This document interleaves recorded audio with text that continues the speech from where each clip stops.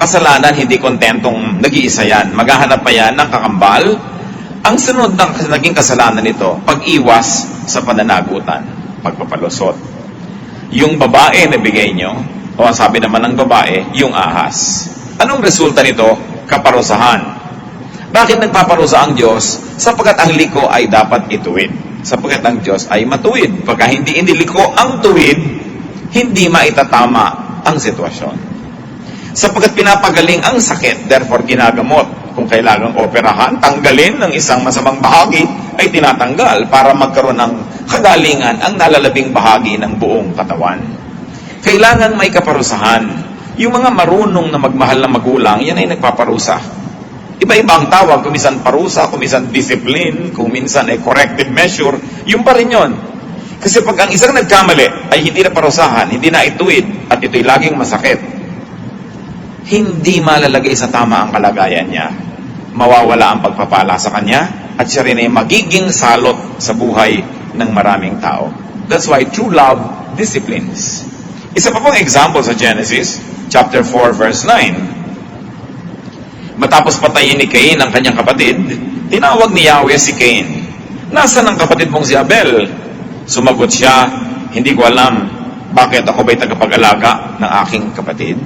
So ang palusot niya, una, hindi niya alam, samantalang alam na alam niya. At pangalawa, ang palusot niya, sino ba ako? Hindi naman ako tagapag-alaga. Pero alam na alam niya yung sagot na dapat ay inaalagaan niya ang kanyang kapatid. Anong ginawa? Pumatay. Anong kasunod na ginawa? Pag-iwas sa pananagutan. Pagpapalusot na naman. Ako ba'y tagapag-alaga ng kapatid ko? At nagkaroon din ng kaparusahan para maituwid. Ano po ang masama sa pagpapalusot? What are the evils of avoiding responsibility? Una, nababaliwala, nababaloktot ang katotohanan. Truth is denied, offended, and assaulted.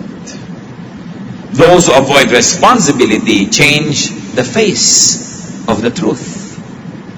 Sa kaayawan nila na managot, ang iibahin nila yung mukha, kulay, anyo ng katotohanan para magmukhang tama ang ginawa nila kahit alam nilang sila'y mali. At bakit masama yun? Kasi nga, ang tuwid ay nabaluktot. Kahit anong bagay na dapat tuwid, pag nabaluktot, mali. Kahit nga mga spinal column, pag nabaluktot, nagkakascoliosis ka, nagkakaroon ka ng kung ano-ano mga deficiencies, masama ang pakiramdam mo, mali ang kalagayan ng iyong katawan. Ginagawa ng paraan, binebracean para mapatuwid. O kaya huwag nang lumala pa. Dapat itinutuwid. Ano pa po ang masama sa pagpapalusot? Naghahari ang kasinungalingan.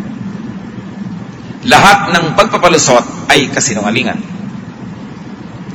When you do not completely subscribe to the truth, then you are already subscribing to falsehood. And there's no such thing as a white lie. And those who often tell white lies go colorblind. Lahat white na lang. Pag mayroon kang pinagtakpan, mayroon kang pinalusot, pinairal mo ang kasinungalingan. Lies are resorted to when people try to slip themselves out of a tight place. Therefore, there is deception, distortion, and covering up of a crime. Sa Juan 8:44, tinutukoy si Satanas, likas sa kanya ang magsinungaling, sapagkat siya talagang sinungaling, at siya ang ama ng kasinungalingan. Kung ang pagpapalusot ay pagsisinungaling, edi nagpapa-adapt ka kay Satan kahit naman lang sa oras ng iyong pagsisinungaling. Kung merong dalawang payong, may payong ang Diyos, may payong si Satanas, oras na nagpapalusot ka, doon ka sumisilong at sumusukob sa payong na yon. Kasi ang pagpapalusot ay pagsisinungaling. At ang pagsisinungaling ay teritoryo ni Satanas. Hindi yan ang pamamaraan ng Diyos. Kung may pinapalusot, ay pinagahari si Satanas. Minsan maliliit na bagay lang. Sinong kumuha ng pagkain dito sa ref? Magpapalusot yung iba. Pero kasinungalingan yon. Sa maliit na bagay, binibigyan mo ng puwang si Satanas ang maghari. Sa maliit na dahilan, binibigyan mo siya ng trono na mauupan. Binibigyan mo siya ng kapangyarihan at puwang sa buhay ng lahat ng sangkot. Isaiah 32:7, masama ang gawain ng taong hangal. Pinapahamak nila ang mahihirap sa pamamagitan ng kasinungalingan. Di ba't napakaraming mga mahihirap ang nakakulong dahil lamang natalo sa kaso o ipinatalo sa kaso? Dahil umira lang kapangyarihan, Dahil sa kasinungalingan, maraming mahihirap ang nagdurusa ng higit pa dapat sa pagdurusa nila.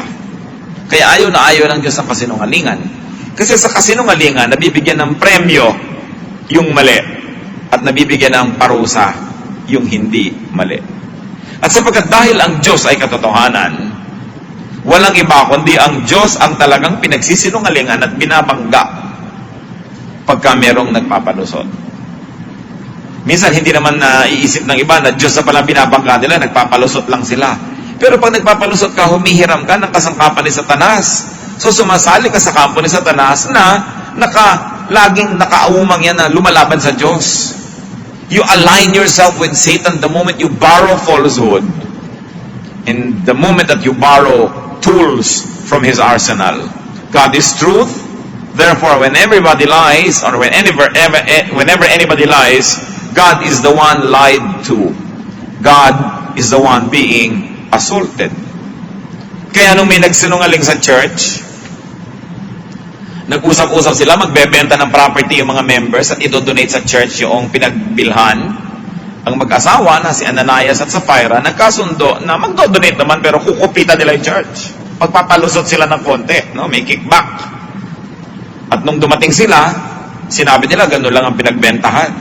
Sa Gawa 5:3-4, kaya sinabi ni Pedro, Ananias, bakit ka nagpadala kay Satanas at nagsinungaling ka sa Espiritu Santo? Hindi ka sa tao nagsinungaling, kundi sa Diyos. Ang kausap nila si Pedro, ang kausap nila mga leaders ng church, totoo ba na ganitong pinagbilhan nyo? Opo, totoo. Kaya eto nga, idodonate namin. Sabi ni Pedro, bakit ka nagsinungaling sa Diyos? Akala mo ba sa tao ka nagsisinungaling? Diyos ang kinakalaban mo niyan. Sapagkat oras na nagsinungaling ka, kahit ang pinagsinungalingan mo ay masamang tao o mabuting tao, ang pinagsinungalingan mo ay malaki o maliit na tao, humihiram ka pa rin ng armas ni Satanas. Sa kanya ka pa rin pumapanig. You are fighting your war with weapons from the arsenal of Satan. Therefore, you are aligning yourself with him. Isa pang masama sa pagpapalusot, nababaliwala ang katarungan. Ang may sala ay nakakalusot, at kung may biktima siya, ang biktima hindi nababayaran. Pag may nagpapalusot, mga kapatid, justice is subverted. Justice is denied. And the problem is, God is God of justice. So whenever you are not being just, you are not worshiping God. And you are worshiping Satan, who is the unjust one. Pagka ang tao hindi na makatarungan, hindi na siya sumasamba sa Diyos. Kahit siya nag-hallelujah, hallelujah, nagpe-praise the Lord. Pag hindi niya pinapairal ang katarungan sa kanyang buhay, hindi talaga siya sumasamba sa Diyos. Kinakalaban niya ang Diyos. Isaiah 30:18, si Yahweh ay Diyos na makatarungan. At Job 8:3, hindi pinipilipit ng Diyos ang katarungan, hindi binabaluktot ng makapangyarihan ang katwiran. So kung may bumabaluktot, kinakalaban nila ang Diyos. Ang Diyos ang kinakalaban tuwing ang katarungan ay binabaliwala. It is really God who is assaulted when justice is not served.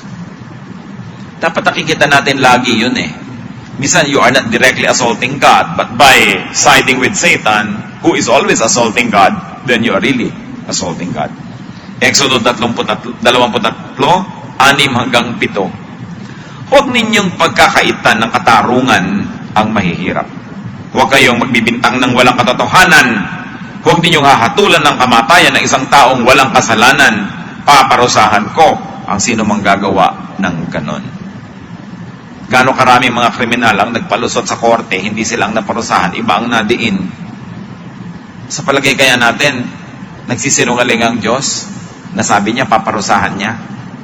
So kung hindi man nararamdaman yung parusa, hindi lang nararamdaman, pero may parusa yon dahil sinabi ng Diyos yun eh. May parusa ang paggawa ng mali, ang pagbibintang, may parusa ang pagdidiin sa isang taong walang sala at pagpapalaya doon sa makasalanan. Yan ay kinamumuhian ng Diyos. Ano pa pong masama sa pagpapalusot? Hindi na itutuwid ang mali. Hindi na itutuwid ang baluktot. Error is not dealt with. Error is not corrected. Ano po ang mangyayari mga kapatid kung ang mali ay hindi na itatama? There is imbalance. The whole creation runs in perfect balance. Balance ang lahat. Kaya ang tao na nagkakaroon ng chemical imbalance, nagkakasakit. Nagkakaroon ng hormonal imbalance, nagkakaroon ng problema kumisa sa kanyang mga mood, sa kanyang kalusugan mismo. At ang tao rin na imbalance ang buong katawan niya, hindi balance sa kanyang diet, lahat yan, ang pagmumulan ng kamalian. Pag hindi na ituwid ang mali, edi walang balance. Baluktot ang lahat. Maraming magiging komplikasyon sa buhay. The balance of life, the balance of correct creation is disturbed. And when the balance of life is disturbed, there will be bad repercussions on all concerned. Kaya ang gusto ng Diyos na ang mali ay itinatama. Kung ikaw ay leader, dapat itama mo ang mali. Magulang ka, itatama mo ang mali. Ikaw ay may kapangyarihan, itatama mo ang mali. At ikaw naman ay hindi makapangyarihan, pero doon ka kumakampi sa tama. Hindi mo ipinagbibili ang iyong pagiging saksi doon sa nagbabayad kahit mali yung sinasabi mo. At hindi mo itinatanggihan na sumaksi ka sa tama dahil yun ang tama. Pagka ang mga matutuwid na tao ay nananahimik na lamang, ang mga nagwawagi at nagahari ay yung mga masasama. So by not actively participating in reaching what is true and just and good, people are actually conniving with evil to let it triumph. Kaya dapat ang tao laging naninindigan. Job 10:14-15, kapag ako'y nagkasala, ito'y iyong tinatandaan upang ipagkait mo sa akin ng kapatawaran. Kapag ako'y nagkasala, may katapat itong parusa. Yan ang sinasabi ni Job na kanyang dinadala ng dibdib. Sabi ko nun, talagang pag nagkakasala, may parusa yan. Bilang 14, 18, si Yahweh hindi madaling magalit, mahabagin, at handang magpatawad. Subalit hindi niya ipinagwawalang bahala ang kasamaan. Hindi niya yan ipinagwawalang bahala. Serious ang Diyos when it comes to evil. Serious business yan. Nahum 1:3, si Yahweh hindi madaling magalit, subalit dakila ang kanyang kapangyarihan. At tiyak na mananagot ang sino mang sa kanya'y kumalaban. So, pag nagpapalusot ka, nagsisinungaling ka, kinakalaban mo ang Diyos nun. Akala mo yata, hindi. Kawikaan 11:21, ang taong masama hindi makaliligtas sa kaparusahan. Tingnan niyo mga kapatid, kumisan ang tayo ay merong mga sakit na hindi maipaliwanag. Kumisan may mga problemang hindi mo malaman kung saan ang galing at saan pupunta. Kumisan hirap na hirap ka sa buhay. Kumisan hindi mo malaman kung anong sanhi, bakit ang bigat ng mga bagay. Baka naman, merong mga palusot na ginagawa sa buhay. Mga palusot no na akala nyo nakalusot na. Nakakalusot lang yan sa tao. Nakakalusot lang yan sandali. Pero ang Diyos na nagmamatsyag at nakakaalam ng lahat ay nagtatanda ng mga bagay na yan. Kaya kuminsan, ang pagbabalik sa atin, walang-wala sa panahon, akala mo okay na okay ka na, payapa, tahimik, biglang dadagukan ka ng buhay. Kasi ito pala ang bunga ng mga palusot mo nung matagal na. Bakit ka dinagukan ngayon? Kasi hindi pa na itutuwid eh. Hindi pa nagbabalanse. Hindi ka pa nasisingil. Yung mga nakawaway, hindi pa nababayaran. So may pagbabayad ang lahat. Sometimes what happens in our lives could only be symptoms, warnings, na may utang tayo sa langit. Kita nyo pag nagpapalusot, sa traffic na lang na violation. Hindi na tayo magpapataas ng kamay. No? Sino dito, ang paghinuli ng pulis, nagpapalusot? Either nagpapalusot sa pulis, hindi ko nakita ang sign, hindi ko ganyan. O kaya, bibigyan na lang yung pulis.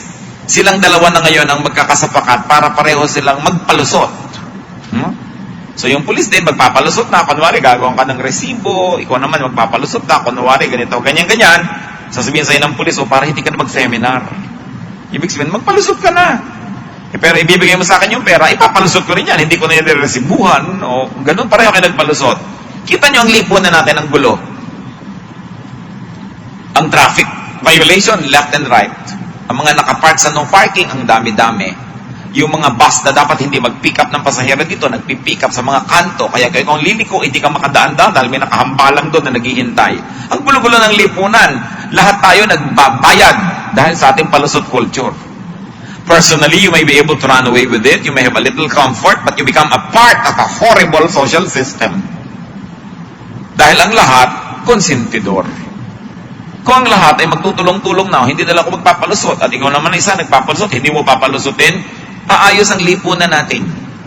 Tayo rin ang gumugulo sa mga sarili nating buhay.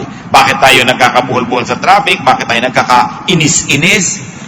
Bayad natin yan. Kasi hindi natin itinutuwid ang mga liko sa ating lipunan. Traffic violation pa lang yan. Ang dami-dami pa. Napakarami pa natin pagpapalusot.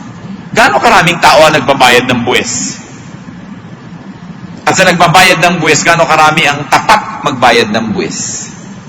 Ang palusot mo naman, nanakawin lang naman ng gobyerno. So, ikaw na lang magnanakaw.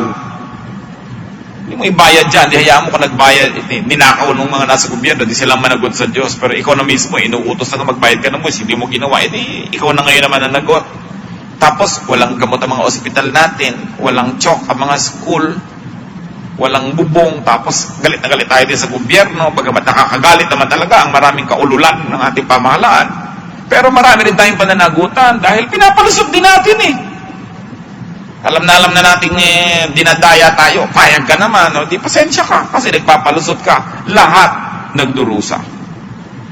Ano pa ang problema sa pagpapalusot? Ito talaga ang hindi nararamdaman at hindi naiisip ng taong nakalusot. Dahil nakalusot siya, guilty pa rin siya. Guilty pa rin. The offender is, and the offender remains guilty. Minsan po, ako'y dumalaw sa Bilibid prisons. At tinanong ko, dinadalaw ko nun wag na lang, kung sino. Sabi niya, yan yung si ganun eh, yan yung ganito, yan yung kilalang rapist na ganito, yan yung ganon, yan yung ganyan. Sabi ko, hindi ba siya binubugbog dito? Kasi yung ginawa niyang crime. Sabi naman itong kausap ko, nakakulong na nga siya dito eh, nagbabayad na nga siya. So bakit pa siya bubugbugin? Alam niyo ibig sabihin? Dahil hindi siya nakalusot. Siguro, sinubukan din naman magpalusot, pero dahil hindi nakalusot, nakakulong ngayon dito, nagbabayad na siya, so hindi na siya dapat guluhin pa. Alam nyo, yung mga iba kaya nagugulo pa ng buhay, nagugulo ng mga multo, nagugulo ng kahapon, kasi guilty pa sila, hindi pa sila nagbabayad. Nagpalusot kasi. Hindi pa siya bayad. Roma 13:8, huwag kayong magkakaroon ng utang kanino man. Parang ninyang utang sa pera, yung hindi ka pabayad, di ba? Hindi ka komportable.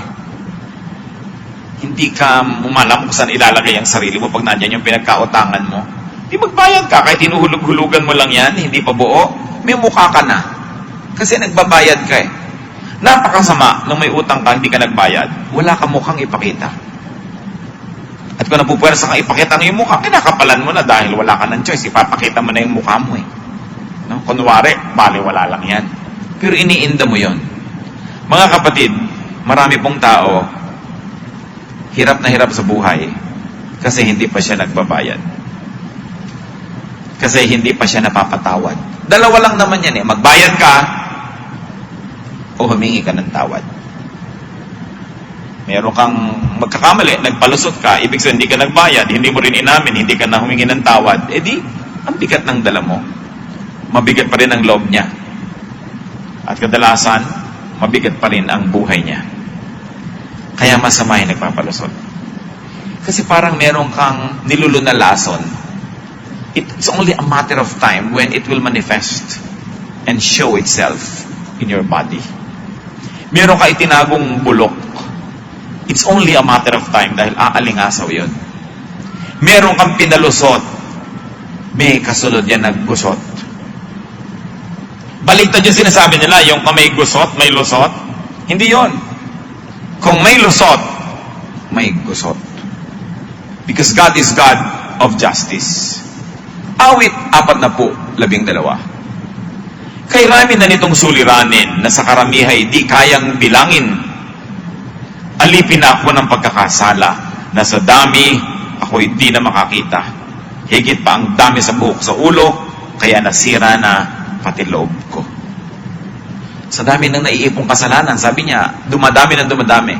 Dahil yung nagpapalusot, pagka na-corner, iimbento uli ng ibang palusot yun eh. Hindi naman biglang aamin na lang yun, tapos na. Dadami ng dadami yun. Bibigat ng bibigat, lulubog ng lulubog. At may mga tao, habang nagkakaproblema, hindi nilang aminin na may problema. Hindi nilang tanggapin na may pagkakamali. Hindi nilang humingi ng tawad o magbayad. Nagpapalusot. Ang nangyayari, mas nilalaliman nila ang hukay na kinakalubugan nila. Awit 38:3. Ako'y nilalagnat dahil sa iyong galit. Dahil sa sala ko, ako'y nagkasakit. Ang sabi ng tao, kausap ay Diyos. At least alam niya na kaya kasi nagkakasakit dahil may kasalanan siya eh. Dahil ibabalanse at ibabalanse ng nilikha ang lahat ng bagay.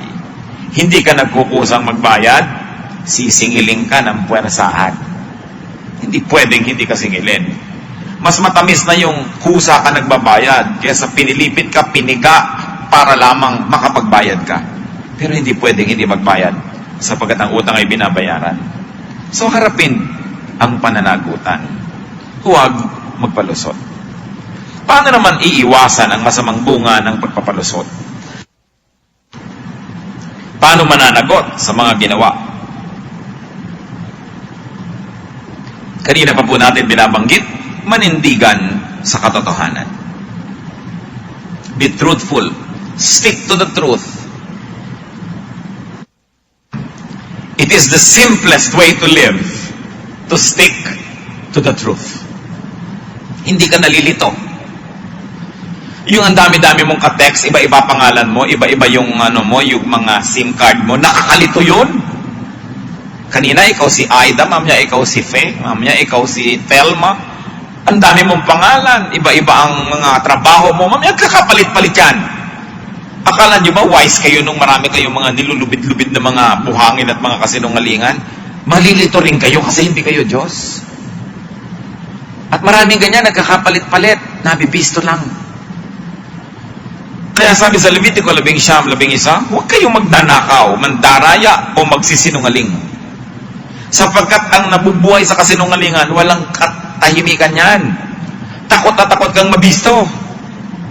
Pag may dumating na isang taong alam ang lihim mo, hindi mo na malaman kung papawisan ka ng malapot o ikaw ay magiging invisible, anong gagawin mo? Nawawalan ka talaga ng katahimikan. Eh kung wala kang itinatago, simple ang buhay. Kung ikaw si Fe, lagi kang si Fe, araw-araw, Lunes, Martes, Miyerkules, ikaw si Fe, tahimik ang buhay mo. Pero ang dami mong mukha, ang dami mong pagkatao, ang dami ngayong mga tao, maraming SIM card ha. Tatandaan nyo, pag maraming SIM card ang tao, may racket na ginagawa yan. Bakit? Diba? Bakit hindi pwedeng isa? At marami.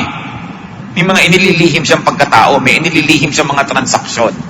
Kaya mga asawa, pag nakabisto ng mga SIM card ng kanilang asawa kung saan nakasingit, nako, malaking gulo. Giyera mundial ang nangyayari. Zacarias 8:17, huwag kayong magbabalak ng masama laban sa inyong kapwa at huwag magsisinungaling sapagkat nasusuklam ako sa mga ito. Kinasusuklaman yan ng Diyos. So ano na lang ang dapat gawin? Siguro naman kung kayo more than 10 years old, may nagawa na kayong kalokohan sa buhay, may nagawa na tayong kasamaan, ano pa kung kayo 20, 30, 40, 50, 60, 70, dami na nun. Para masimple ang buhay, aminin ang pagkakamali. Admit your errors. Admit your sins, your offense, your crimes. Diyan napakasarap ng maging Kristiyano. Sapagkat ang Kristyanismo ay paniniwala, pananalig ng kapatawaran. The whole message of Christianity is forgiveness. There's a presumption that we need to be forgiven. Ang alam ng Diyos at hindi niya kinaligtaan ay ang tao ay nangangailangan ng patawad. Kaya ang mensahe ni Jesus ay kapatawaran. Sabi niya, "Come to me all of you who are tired and heavy laden. I'll give you rest." Rest from your lies. Rest from your pagpapalusot.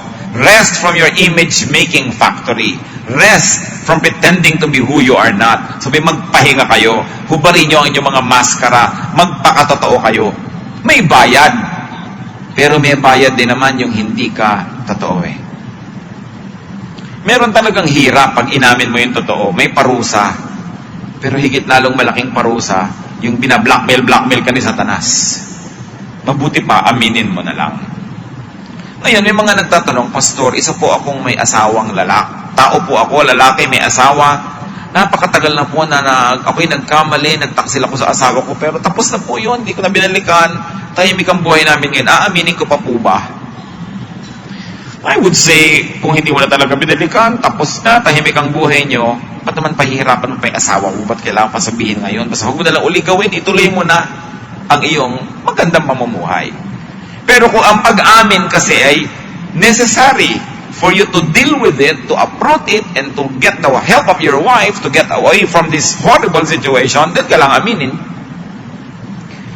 Kasi kuminsan din naman yung pag-amin, gumaan ang loob mo, pero lumipat sa kapwa mo yung bigat. No? Dahil sinabi mo pa sa kanya. So kuminsan, mabait ka na rin na hindi mo nasabihin pa kung hindi na talaga kailangan. Pero kung yan ay isang necessary part of solving your problem, then go through the indignities and difficulties of having to humble yourself. Dapat aminin. Pangalawang Samuel 12:13, sinabi ni David kay Nathan, nagkasala ako kay Yahweh. Sumagot si Nathan, pinatawad ka na ni Yahweh at hindi ka mamamatay. Kita nyo, nung ma-realize siya na nagkasala siya, pinatawad. Yun ang masarap sa Diyos eh. Pag inamin mo yung kasalanan mo, humingi ka ng tawad, pinapatawad ka, eh bakit hindi mo aminin? Ba't di ka nalang humingi ng tawad? At marami pong tao ganun, nagkakamali. Kung aaminin lang nila sa kapwa nila ang pagkakamali nila, papatawarin naman.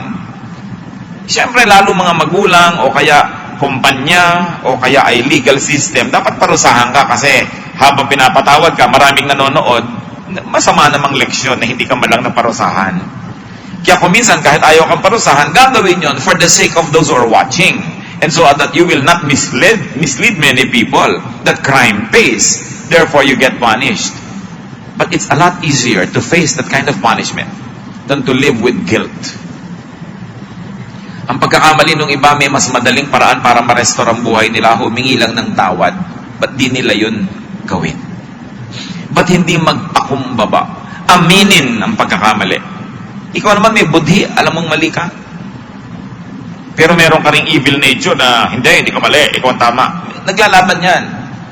Pag mamimili kayo, ang sundin nyo yung pagpapakumbaba kesa sa pagmamataas. Ang sundin nyo yung pagpapalambot ng puso kesa pagtitigas.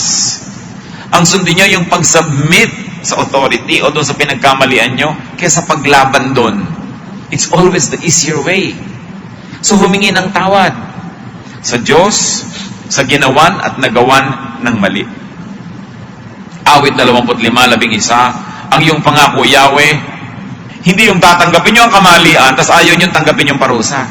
Yung nagpapakumbaba ka, tapos pinagalitan ka, nagpapakumbaba na nga, ganyan ka pa, yung ikaw na naman ang galit, no? Tanggapin mo, pag binatukan ka, tinapakan ka, pasensya ka. Diba?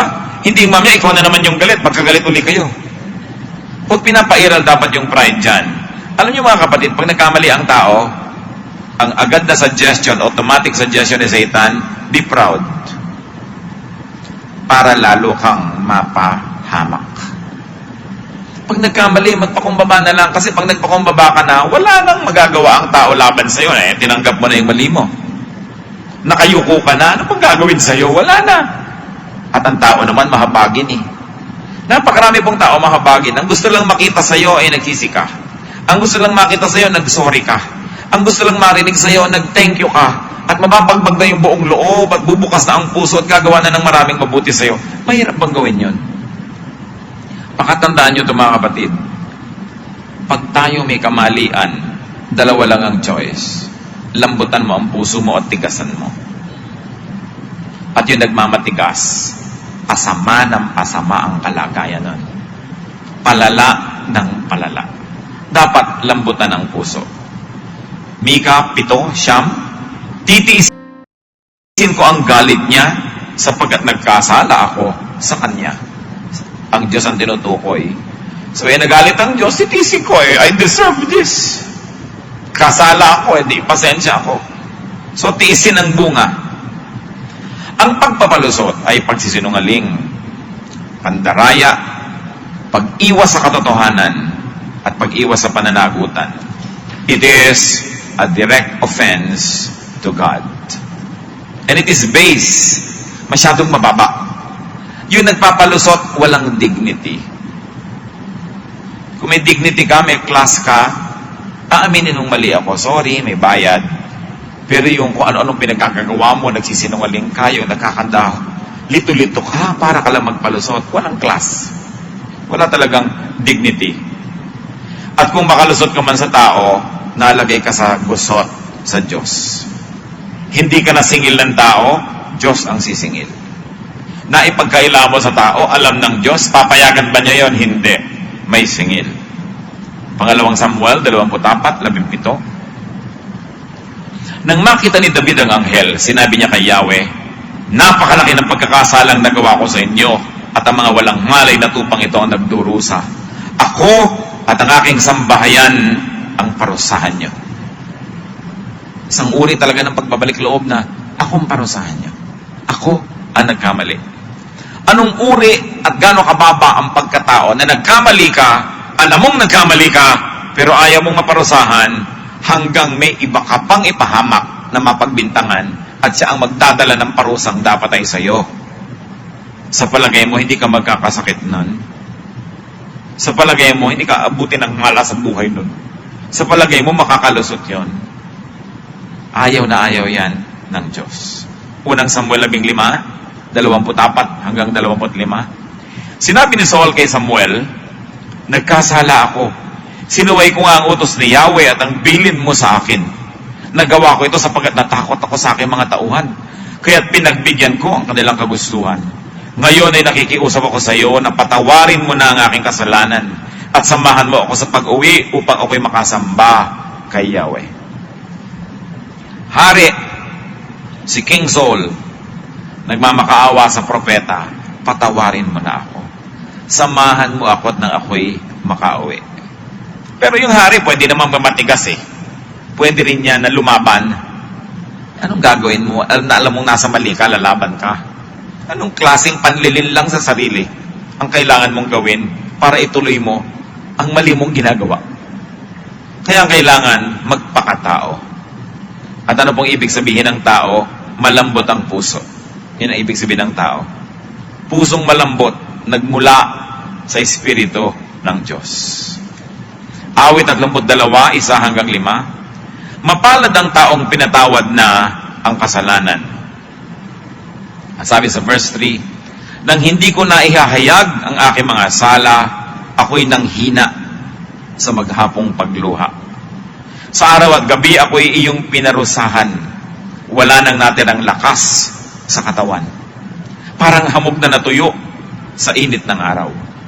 Kaya't ang kasalanan ko'y aking inamin. Mga pagkakamali ko'y hindi na inilihim. Ako'y nagpasyang sa'yo'y ipagtapat. At ang sala ko'y pinatawad mong lahat. Nakita niyo yung pagpapahirap sa sarili? Sabi niya, nung sinosolo ko yung kasalanan ko, tinatago ko, hindi ko inaamin, hirap na hirap ako. Halos ay matuyo ang aking katawan. Nagkakasakit-sakit ako. Pero nagpasya ako na ihayag ito. At anong nangyari? Pinatay ba siya ng Diyos? Sabi niya, pinatawad mo ang lahat. Maraming ganyan mga pagkakamali. Kahit pagkakamali ng anak sa magulang, humingi kang tawad. Isang SEM na po ako, hindi pumapasok. Kahit hingi ako nang hingi ng baon. No? Yung humingi ka ng tawad. Humingi ng tawad na nagkakamali. At napakaganda ikaw mauna. Kesa na-corner ka lang, kaya ka humihingi ng tawad. No? Halatang-halatang, kung palusot na naman ito para gumaan-gaan ang parusa. Pero yung ikaw na mismong mauna, napakasarap nun. Dahil ibig sabihin, malinis ang hangarin mo, ituwid ang mga bagay. Be responsible for your actions. In fact, do not do what you don't want to be responsible for. Do not do what you are not ready to be responsible for. Ayaw mo pala magbayad, di huwag kang mangutang. Ayaw mong umani, huwag kang magtanim ng masama. Do not plant what you do not want to harvest. Hosea 8:7. Naghahasik sila ng hangin at ipo-ipo ang kanilang aanihin. Those that plant the wind will harvest the whirlwind. Mas mabigat. Galatia 6:8. Ang sumusunod sa nasa ng kanyang laman ay mag-aani ng kapahamakan. Ngunit ang sumusunod naman sa Espiritu ay mag-aani ng buhay na walang hanggan. Pag nagkamali, ang tanging tunay na solusyon lamang ay aminin ito at magbayad. Huwag magpalusot. Hahaba lang ang hirap. Hahabulin ka rin ang utang mo, magbabayad ka rin. Eh yung dami mo ng hirap na nai-advance, ang dami mong naibayad. May interest pa. Magbayad na agad para walang interest. May mas mabuti pa na ginagawa kesa umiwas. Pay the price. Wala kang dapat na malaman na ikakatakot niya. Juan 8:32. Makikilala ninyo ang katotohanan at ang katotohanan ang magpapalaya sa inyo. Bakit maraming palusot? At bakit marami nagpapalusot? Alam niyo kung bakit? Kasi sila man gustong makalusot. Yung nagmamaang-maangan sa corruption, kasi pagka binigyan niya, tinapunan ng liwanag yung case ng corruption, eh kung may corruption din siya, dinabisto rin. So hindi niya yan bubuklatin. The problem, sabi ni June Lozada, with bearing the light, is that even your evils get exposed. Totoo nga naman. Pag dinala mo ang liwanag, pati mga sugat at peklat, makikita. Kaya yung iba na maraming sugat at peklat, ayaw na lang nalang magliwanag. Pero ang mga anak ng Diyos, nagkakamali naman talaga tayo lahat eh. Kakaroon ka talaga ng sugat, nagkakaroon ka ng dumi. Pero huwag mong gawing dahilan yon para manatili ka nalang sa dilim at konsintihin mo ang dilim para lang yung sarili mong sugat, maitago na rin. Kahit na lumabas ang sarili mong mga baho, kung gusto mo talaga ang liwanag para itama ang buong sistema, yung sarili mo rin, binilalagay mo na rin sa lugar na magbabayad ka na rin. Don't ever be blackmailed.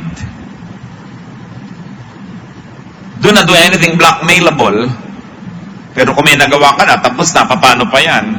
Di ba? Pag may nagawa ka ng krimen at meron kang partner in crime, alam yung mga crime mo, halos hawak ka niya sa leeg. Nako mga kapatid, huwag kayong pahawak sa leeg. Ibisto nyo na lang yung alam niya para wala siyang power over you. Diba? May bayad. Pero mabuti nang magbayad kayo sa tunay niyong pinagkautangan kaysa nagbabayad kayo doon sa silent partner na nakakaalam ng inyong krimen at sa kanya kayo ngayon nagbabayad. Halimbawa, nagtaksil kayo sa asawa niyo, may nakakitang kapitbahay. Hinihingang ka ngayon ng 1,000 pesos linggo-linggo para hindi niya ipass yung picture niyo. Aminin mo na sa asawa mo para sa kanya mo na ibigay yung 1,000, no? Kesa doon sa nagpa-blackmail sa'yo, alam mo, may pagkakamali ako. Talagang sorry, o sige na, gawin mo lahat. At ito na yung 1,000 sa'yo linggo-linggo, kesa ka sa kanya, ito ibigay. No? Kaya yung mga iba nagkakamali, pag oras may magpa-blackmail sa inyo, sabi niya, sasamahan pa kita. Pero willing ka ba talaga na magbayad? No? May ginawa kang kaaliwas-wasan, may nakakaalam, ibibisto kita, halika, sasamahan pa kita. Di ngayon, ipapahatid pa kita sa kotse ko. Wala siyang power over you. Bakit mo isasubmit yung buhay mo sa isang masamang tao na gusto kang kontrolin, gusto kang i-blackmail? So, may bayad din, di ba? Magbayad ka na ng totoong bayad, pabisto ka na. Lumaya ka pa. Pero huwag mo siyang bibigyan ng parte, di ba, na siya ang nakikinabang. Tapos any moment, ibibisto ka pa rin naman nun eh. So, unahan mo na siya. Siguro walang makakapang blackmail pag sabi ko, alam ko ikaw si Darna, ibibisto ka. Halika, ding ang bato. Di ba? Tapos ang kanyang blackmail sa'yo. Yan ang sinabi ni June Lozada that I appreciate. Sabi niya, hindi naman po ako perfect, hindi ako clean.